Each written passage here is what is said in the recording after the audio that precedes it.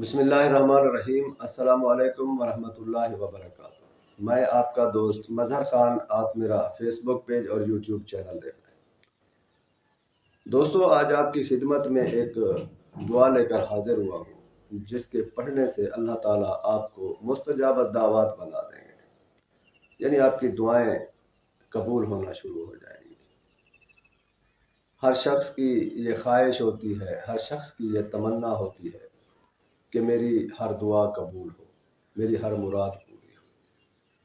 تو مجموعہ الزوائد اور جامع صغیر میں اس حدیث کو روایت کیا گیا ہے۔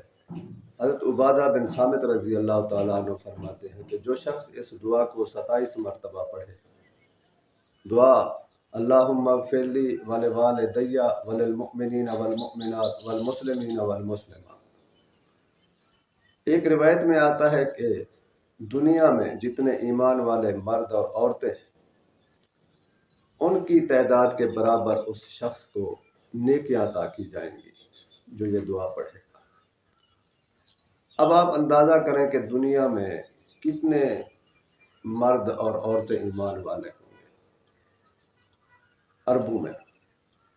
تو کتنی بڑی نیکیاں ملیں گی، کتنا زیادہ نیکیاں ملیں گی، کتنا اجر کی بات ہے، سبحان اللہ۔ اور دوسری روایت میں ہے کہ جو شخص اس کو روزانہ 27 مرتبہ پڑھے گا تو اللہ تبارک و تعالیٰ اس شخص کو مستجاب الدعوات لوگوں میں شامل فرما لیں گے، یعنی اس شخص کو ان لوگوں میں شامل کریں گے جن کی دعائیں اللہ تعالیٰ کے ہاں قبول ہوتی ہیں، اللہ تعالیٰ ان کی دعائیں قبول فرماتے ہیں۔